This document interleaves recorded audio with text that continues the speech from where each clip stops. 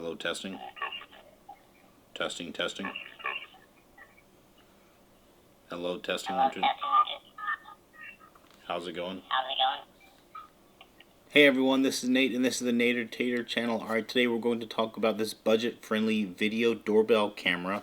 And this one's from a company called XTU, and I've reviewed some of their past trail cameras, and in fact this solar charger that you can see a Ring doorbell is on. This is also from the same company, and it's designed to work with this Ring doorbell. It can work with this XTU. This is a J9 doorbell, and this obviously helps keep your battery charged longer. But I'm going to do a comparison, or at least a review of this doorbell itself to see how it stacks up against some of the other ones I've tested between Ring, Eufy, and some others that I've had out there. Now, this is a most affordable one that I've tested, and right now it's under $50 on Amazon, and you know that's really about half the price that the Ring one would retail for as well. So certainly cheaper unit to buy, and the question is it worth it or not? So you know, I just unboxed it and took it out. I haven't even set it up yet.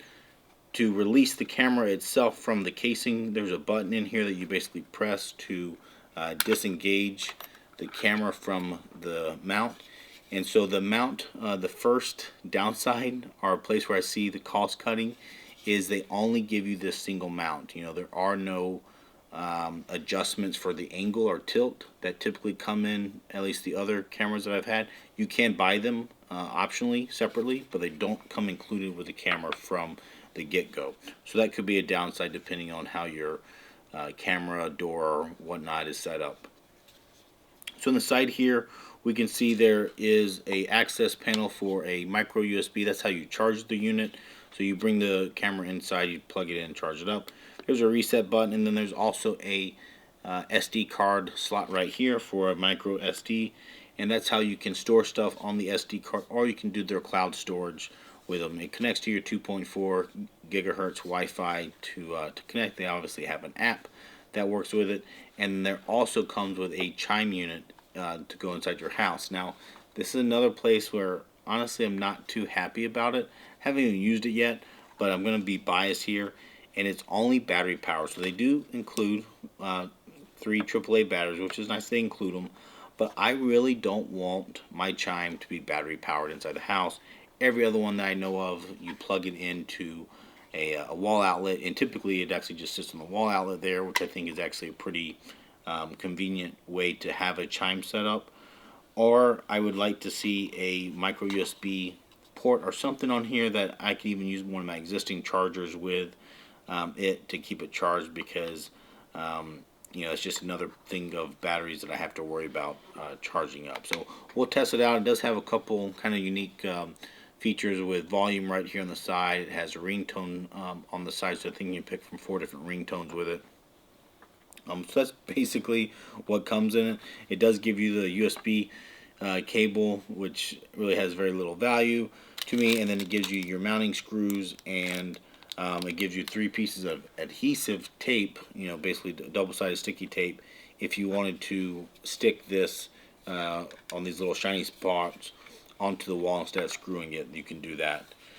What else is in the box is they give you a couple window stickers that tell you that you have XTU monitoring that you can put on there. They give you a little warranty card, and they give you a little instruction pamphlet here that goes through some basic information about you know, the lights that are on the unit, you know, QR code for scanning for downloading the app, which we'll do here in a second, and then some very basic mounting instructions. So I mean, it has sufficient information in here to get you go. Some of them have just like scan QR code or download the app, and then it'll tell you everything. So this does actually give you a little bit of information, which is nice.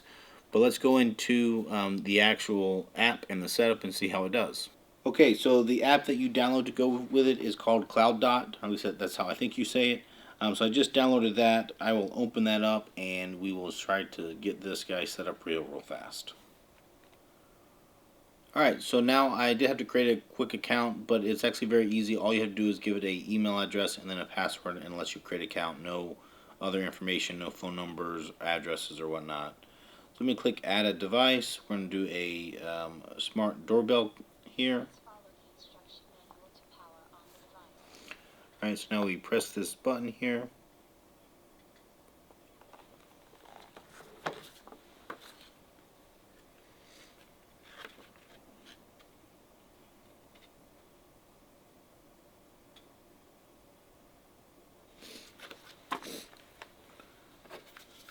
Alright, so we'll just press this button for a few seconds.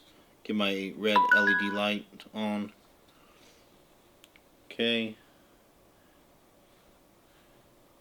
Press the bell button and tap next.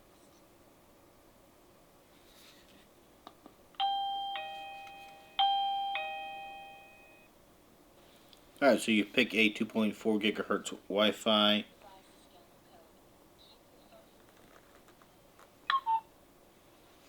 Alright, so that was a quick recognition there of that QR code.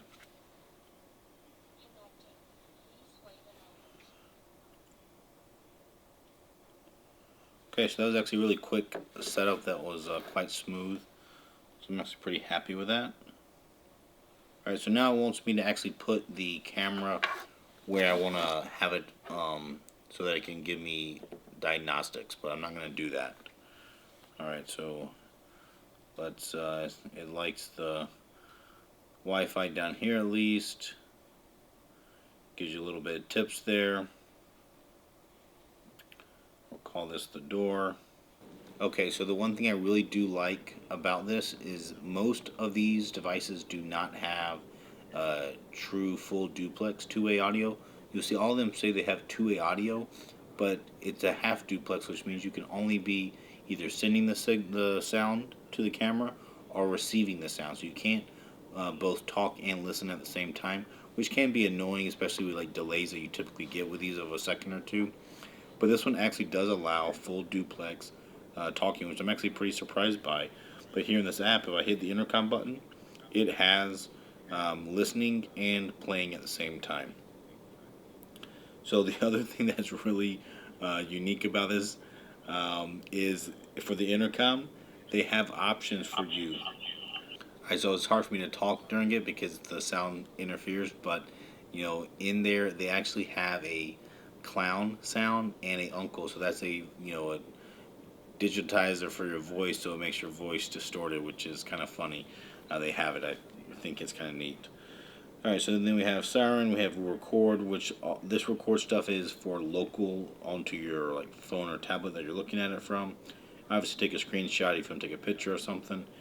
And then we can do a motion detection settings in here. We obviously want to detect motion, set some sensitivity, and we can try to mess with some of this stuff for these different settings. So they do have looks like human detection, and I think what we want to do is go in here. We can just look at the customization. I'm going to go ahead and do the longest recording because I like that. And then we'll leave it at 3 for sensitivity.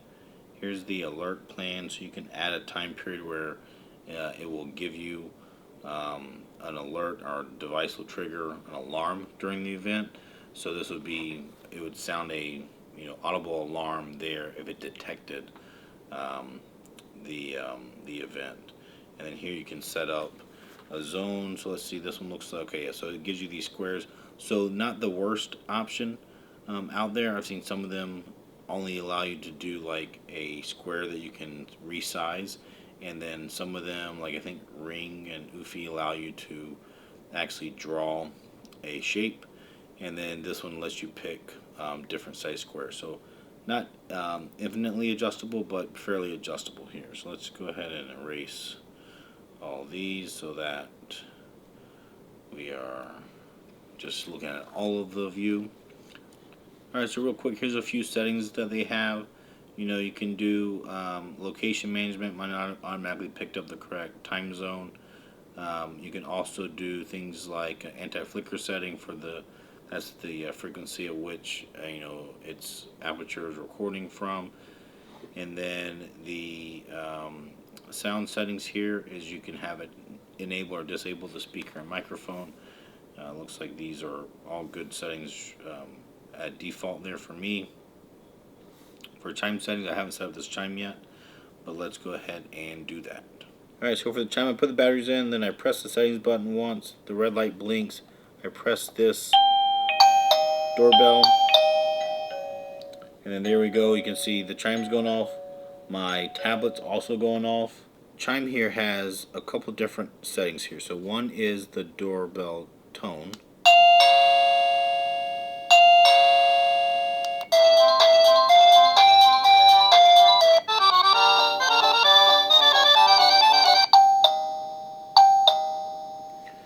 Alright, and then it has volume. So you have 4 different volume settings. I think that default is the loudest volume setting. Those are the options that you have. So I kind of like the feature set and the easy buttons. I think that is nice for the pairing and whatnot. I just wish I had AC power for it. Okay, so if we keep going through here, voice message. So you can actually set up a voice message that is pre-recorded, and that would allow you to send that pre-recorded message as an answering option. So if you saw when I rang that doorbell, it gave me a answer the phone call, hang up the phone call, or send a message. And that send a message is sending this voice message that you can pre-record and set up. Alright, so alarm management, this is where we already went through some of this stuff here. Battery management, obviously it's battery power supply. We could hook up this solar panel to keep it charged. If we wanted to, it would use the USB micro cable that comes with a solar charger. That would just plug into the side of the unit. If we wanted to, we could see some electricity usage. This would be nice to be able to watch it and see how the battery degrades over time, and also how your Wi-Fi signal might change or drop out. So that can help you. Typically, the lower your Wi-Fi signal, it typically drains the battery more and makes it harder for the device to send signals back to your router. Alright, cloud storage service. Now when you sign up or when you get this, you get a 7-day free trial if you wanted to try that. If you wanted to sign up for the cloud service, I think it's like $30 a year or $50 a year, depending if you have 3 days or 7 days, or other plan options that are out there. So that's up to you to decide. If you don't, it would all go to this SD card on the unit itself, and there's some things I do want to test with that as far as functionality of having just an SD card.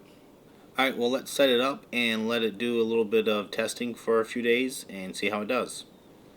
Alright, so I've had it out there for just under a week, and I've just been testing it like I would if I was just putting it up and using it, but I did put it directly beside my Ring doorbell, and I got it at approximately the same height.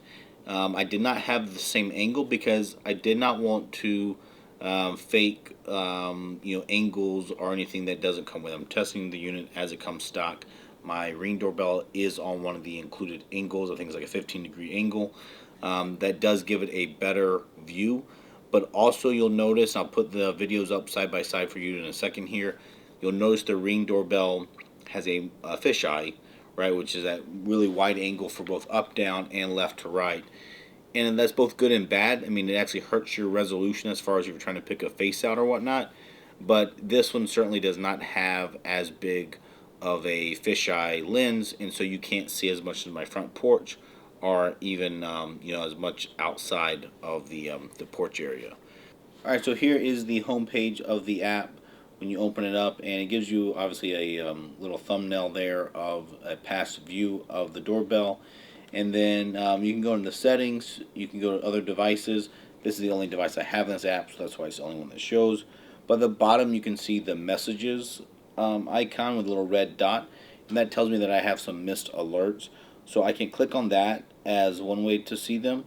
You can also see in the middle of the video thumbnail is a play icon, so that will do a live view. The one on the left is I think supposed to be an eye that's closed, so that's to snooze, to tell it to not push alerts when it detects something. And then the last one is a history icon, so that's to go to look at the history.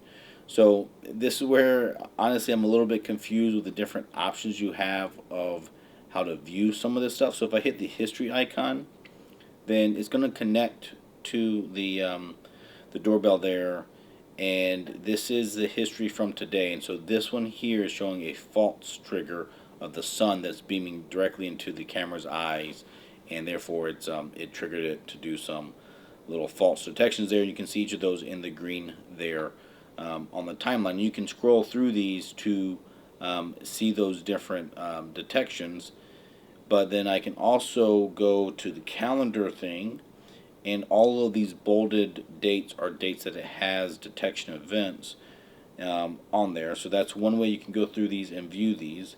If I go back to the alert or messages page that shows me the alerts, I could click on these as well, and it does something similar. Now you can see, recently I've had this camera inside now, so it's showing me pictures of it being inside, staring at the basement ceiling. But if I go back a day or something, this will show you some thumbnails of the detections, and if I click on any of this bar, this picture, what it shows me is a picture, not a video, and you can't hit play through here, so I was a little bit confused for a second. But if I go back to the main page, I have to hit the little triangle play button on the far left of the screen, so outside of that white rectangle, and that's how I would actually click on this for it to play the video. So that was, once I learned that, it was fine, but it took a second to figure that one out. And then it shows you here again the the events, and you can scroll on this timeline as well. I think you can even zoom in and zoom out on it and see different events there. So that does work. And the challenge here is that I'm using just the SD card. I'm not using cloud storage or anything. So what that means is there's actually not like a super easy way to download the files themselves. It's actually I have to hit this record button. So this record button on the bottom left will record whatever is playing on there, and then it will save that recording to your tablet or phone, whatever you're connected on. So it's kind of a backwards way to do that. Now you can also take the SD card out of the unit. So if you take it out of the bracket that's attached to the wall, then you can take the SD card out, and then you can of course transfer the files that way. But basically it's a little bit clunky in order to really save specific files when you're using just the SD card. I'm not sure why there's not just a download button for them themselves. But alright, so it has some features that I actually truly do like, and actually a lot of my more expensive ones do not have, mainly being that full duplex sound. And then it has very easy storage for local storage or cloud, so I do like having that flexibility. I don't like being tied into a subscription really like I am on Ring. But really the app is pretty clunky as far as getting access to the files. Some of the speed through it is a little bit slower than I would like. And then some of the things like the notifications where they don't give you a thumbnail. It does alert you if it does pick up that's a human. It'll tell you that a person's detected. But it was probably about a 50-50 hit rate as far as did it actually detect a person when a person was there. So, the app polish and finish is really not where I'd like it to be personally. And overall, it certainly is a working unit. It does give me a doorbell. Every time I press that doorbell button, the doorbell did ring. So, that stuff works just fine. It does seem to detect things. I did have the sun, and perhaps it was the shadows that threw it off whenever the sun was directly in its way, and that was at the middle setting for sensitivity. I would have liked to actually turn the sensitivity up to detect the people sooner, because if I compare it to the Ring footage, this one detected the person later than the Ring one did, and then the field of view is another negative. So it certainly has some negatives relative to Ring, and I mean I've done Eufy, Nui, some other cameras out there as well. Alright, if your budget is really stuck at $50 and you don't want to go over that, then this doorbell camera does work and it does function. I'm able to do live view and talk to people and get notified when someone's there. So from that standpoint, it does work. It has some of those clunky features, some things that I don't prefer about it versus some other ones. But for a budget-friendly unit, it does work and it will get the job done if you're okay with those downsides. So hope you like this video. As always, stay tuned for more videos. Hit the like button and consider subscribing if you want to see more. Thanks.